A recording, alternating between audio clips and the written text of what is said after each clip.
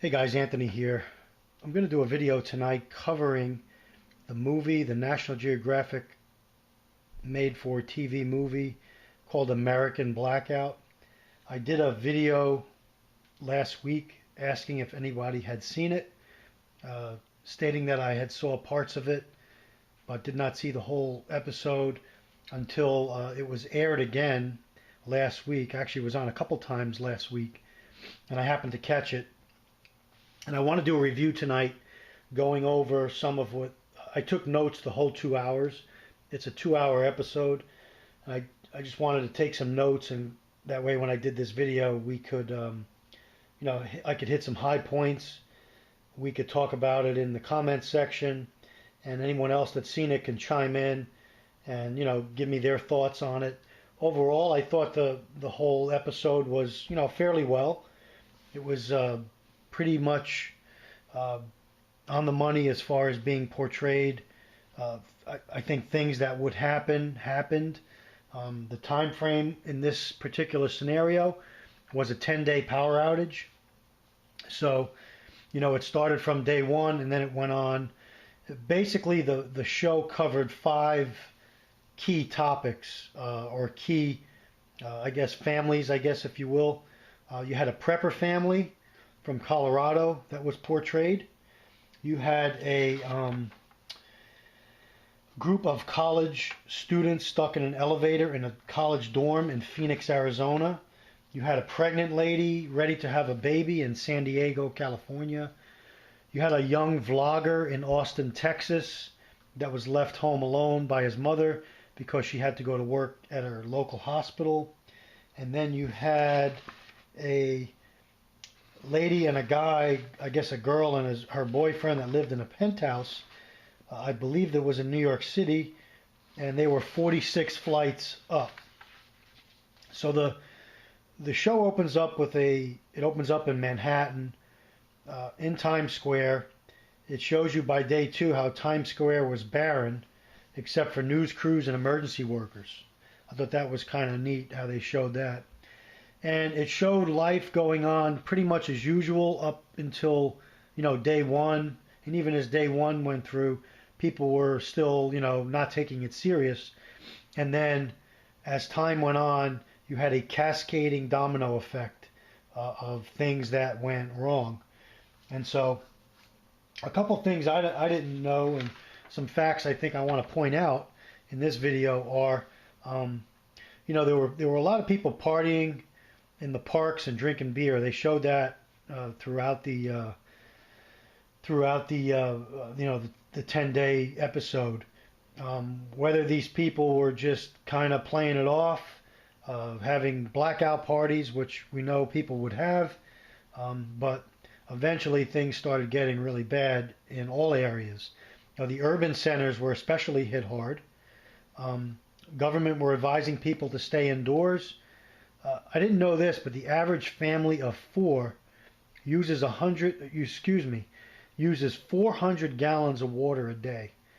Think about the water use, 400 gallons, and what you could do with 400 stored gallons of water in an SHTF or a situation like this.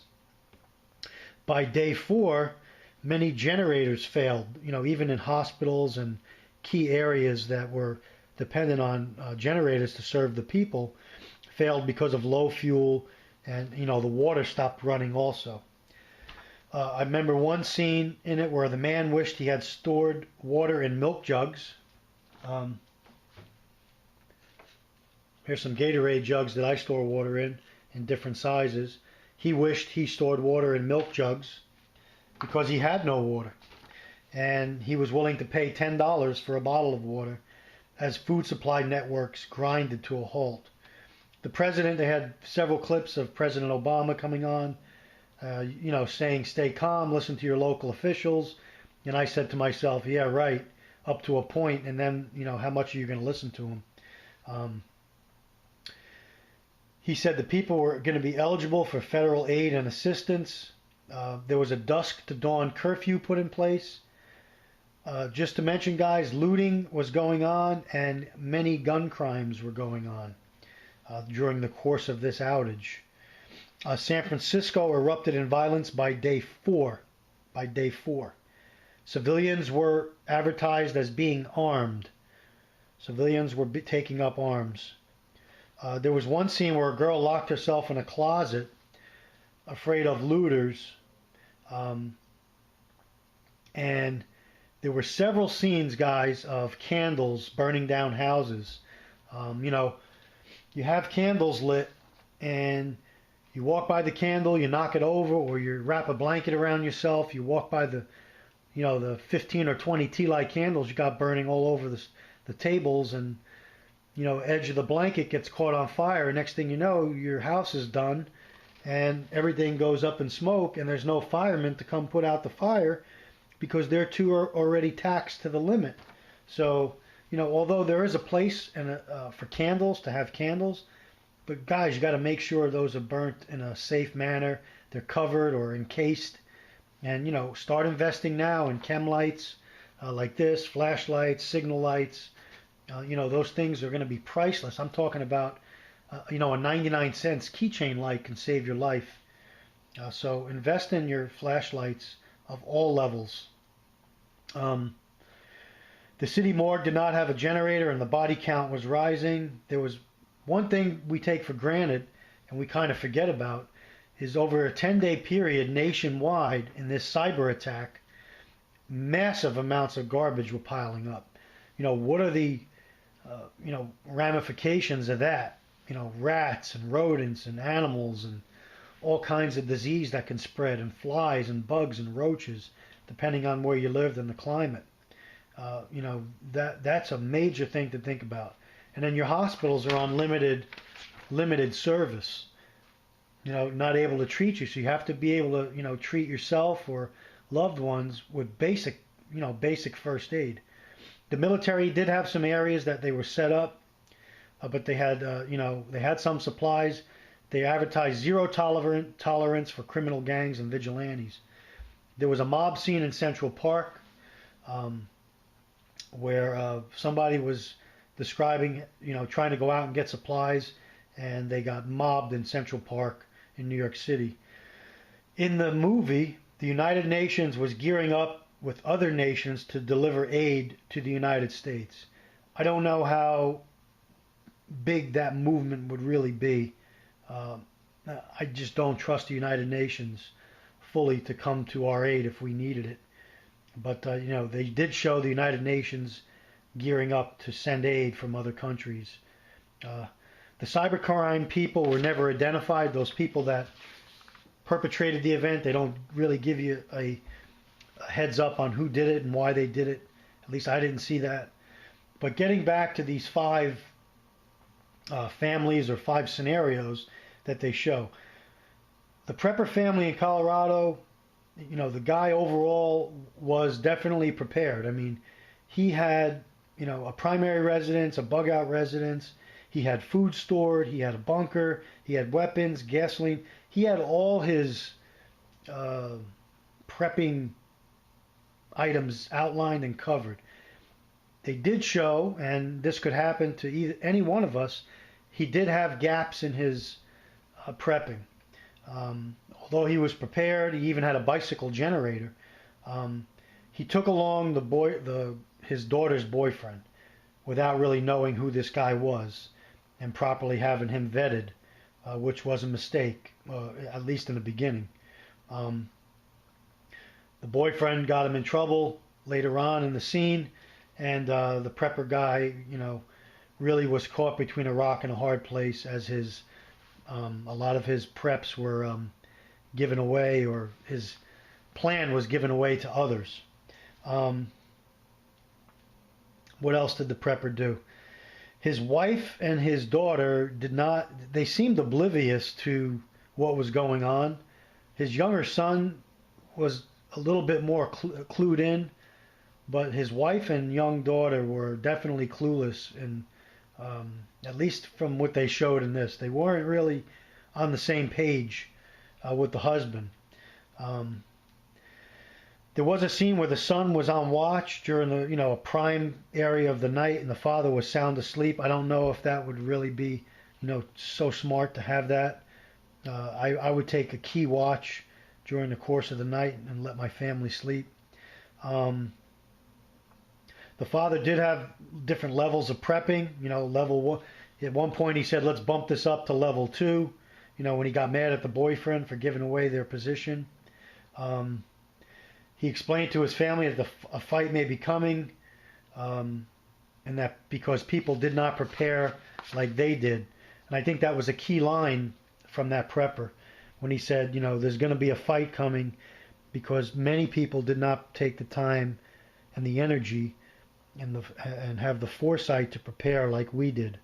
And so that's one good thing about the prepper guy. He was really, on the ball as far as that went. But again, even the best of preps can be compromised, and in this situation, they were. Moving on, without giving away the whole entire movie, but moving on, the group of people stuck in the elevator in the college dorm in Phoenix, Arizona. It looked like maybe an 8. Didn't really tell you how tall it was. Probably was an 8 to 10 story building. They got stuck in the elevator. I don't know how realistic that is. I think if the power goes out, the elevators are supposed to go down to the ground floor and open up. I'm not sure in all circumstances and on all elevators that'll happen. But at any rate, they were stuck between floors and couldn't get out. Major, I think there were 5 of them on the elevator. They ended up having to climb up into the shaft. One thing led to another. Things you need to have. They had their belongings with them, a lot of them, because they were going home. So they did have suitcases full of clothing. A pair of gloves would have came in really handy. Some lights, flashlights would have came in handy. They ended up tying their clothing and belts together to make a makeshift rope. Signaling devices. There were no signaling devices like a whistle like this here, and a signal beacon like this here. Ability to signal and make noise. They didn't have with them. Let's see. One scene when they made it to the roof, they made a pigeon trap with a milk crate trying to catch a pigeon. They were drinking gray water on the roof to keep to stay hydrated. A simple cut on an arm can lead to death, infection leading up to death. And they just that just was a really bad situation overall, especially being stuck in an elevator, having to go to the bathroom and stuff like that. It's a really bad situation. The pregnant lady in San Diego, she's driving in their car and starts to have the baby outside by a tree. She gives birth outside. The father asks his daughter to film everything while he goes away, I guess, to find food or supplies or help. They're the ones whose house caught on fire, and they barely made it out alive. They got to a hospital that had, eventually had generators, but this was a bad situation all the way around for these people to not have, to not be prepared and be pregnant in this type of outage would be a major, major setback, possibly cause death in this situation. And again, the family ended up getting split up. The father got estranged from the family, from the wife and daughter, and they ended up going to Red Cross camps looking for their father. Next, the young vlogger in Austin, Texas. He's a 12, 13-year-old kid, little vlogger, always filming everything. His mother ends up leaving him alone because she's a nurse. She gets called in to the hospital where she works. And by day 2, he was having trouble eating. He went outside and filmed a large event going on with many police on the scene. He does end up finding his mother's gun, which looked like a 38 or a 357 revolver, which he does, show and carry in the movie. He does venture out and finds bodies in body bags in the parking garage, so he saw that this was a very serious situation. He did not get to see his mother. He did film some mass looting events in his scenes. There was mass looting going on. And it ends up, he was basically on his own. and didn't show him eating too much good food. He had some potato chips and snacks and things like that, but they didn't look like they were real prepared either. Police and emergency services were overwhelmed. There was gridlock in the cities. Took hours to only go a few miles. Traffic jams were all over the place. I think they did that, filmed that very well. Cell towers were down or overtaxed, so cell phone service was out. Thousands and thousands were stranded in subways and had to venture out into the subway system. News agencies again began to run out of power and not have the ability to broadcast. The next person I want to talk about, or the next group, was the penthouse lady. This lady was lived in a penthouse apartment, 46th floor. I think it was Manhattan. And, you know, they're stranded up on their 46th floor penthouse listening to screams and all kinds of things going down in the streets below. They finally end up leaving the penthouse because they needed supplies. Hint, hint, guys.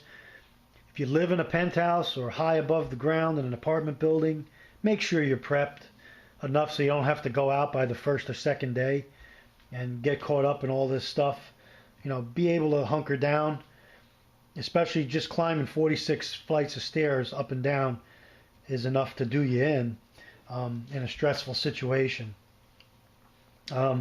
She had a candle in her hand for light.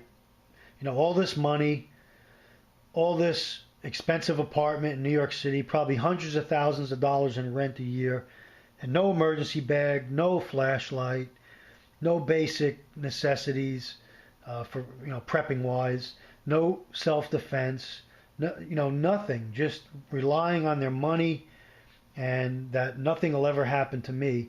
And these type of people can turn into, you know, looters and problems also, even though they seem well refined on the outside because of all their money and wealth. When that disappears, they can resort and be very dangerous in this type of situation. He could only find a banana at the local store. He had to drive to another store. This is the boyfriend. The people in the store in this scene were, he walks in, they're arguing over bottles of water. They're having a bidding war in essence for a bottle of water. And this, you know, rich guy ends up saying, "I'll give you, you know, 30 or 40 bucks for the bottle of water." Here he pulls out his platinum card or whatever it was, and the guy just kind of laughs at him. Then he pulls his watch off. "Hey, I'll give you my watch for the water," and, you know, nothing. You know, in that situation, the guy was only taking cash for that. So make sure you have cash on hand, guys, for an event like this. If you have to buy something and you're caught in this type of situation.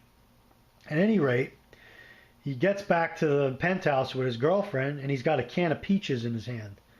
All that, risking their lives, 46 flights of stairs, 46 flights back up, no supplies, limited, you know, candle power, and he's got a can of peaches. That's what? It's going to last him, you know, a few hours for a meal. And he ends up getting confronted in the lobby of the hotel, of the penthouse building, by an average Joe that walks in with like a monkey wrench in his hand. You know, and they end up going at it.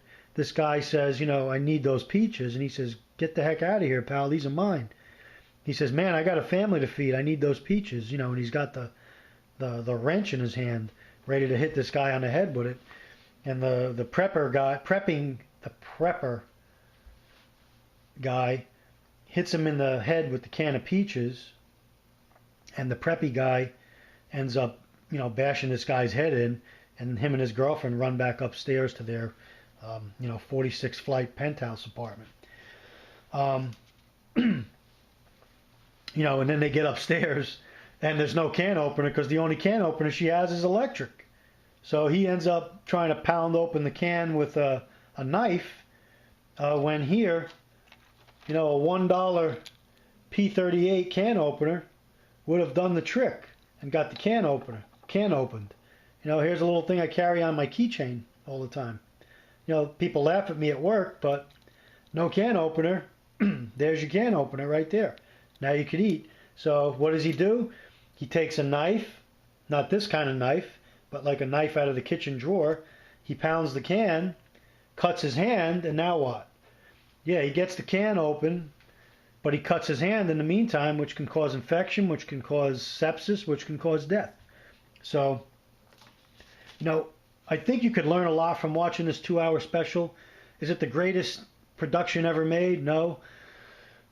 Does it get your wheels turning? Yes. It'll get you thinking. Is it enough to get you thinking? I think it is. It got me thinking what I would do if confronted with a 10-day outage. Actually, they didn't know it was going to be 10 days. It lasted 10 days in this particular sequence, but if it went on much longer, there would have been many, many more problems and many more casualties. One thing I did notice in one of the scenes, a lady in a high-rise apartment, hears some noises. I think she opens her door, walks out to the hallway, goes and looks down the stairwell, and here there's 3 or 4 guys coming up with black masks, ski masks over their head, and they run her down. By the time she doesn't make it back to her apartment in time, they kick her door in, and the camera shows you her being carried off by these men, to who knows, being raped and murdered perhaps. But it really gets its point across that in this type of situation, just walking out of your apartment building and checking a thump in the hallway or something going on can lead to your demise or to a trap. So that's my review of this American Blackout. Overall, I think it was a good show. I think it's worth watching and having in your video stockpile to train yourself and to remind yourself of some of the things you have to do in order to prepare for these type of events. It's going to be aired again, I think, November 13th. It might even be on before that. Check your National Geographic, network and see when it's going to be on again. I'm sure many people have, TiVoed it by now or DVR'd it, whatever they call it right now. But let me know what you think, guys. If you saw it, let me know if my overview was good or not. If I covered everything. Again, this is to get dialogue going, to get ideas flowing, to get a mindset of survival. A mindset of survival. This here from Rat Cutlery, Randall's Adventure Training. Again, the word survival and then your reminders. Size up the situation. Use all your senses. Remember where you are. Vanquish fear and panic. Improvise. Value living. Act like the natives. Live by your wits. Okay, live by your wits, guys. If you call yourself a prepper, like many of us do, you see in this movie that even the best laid out prepping plans, things can happen and will happen. When something goes wrong, and when something like this happens, it can destroy a lot of what you and I have planned and taken years to plan. So think about what you would do in this situation. Stay ready. Thank you for tuning in. Let me know your thoughts and questions. This is Anthony signing off. Take care. God bless.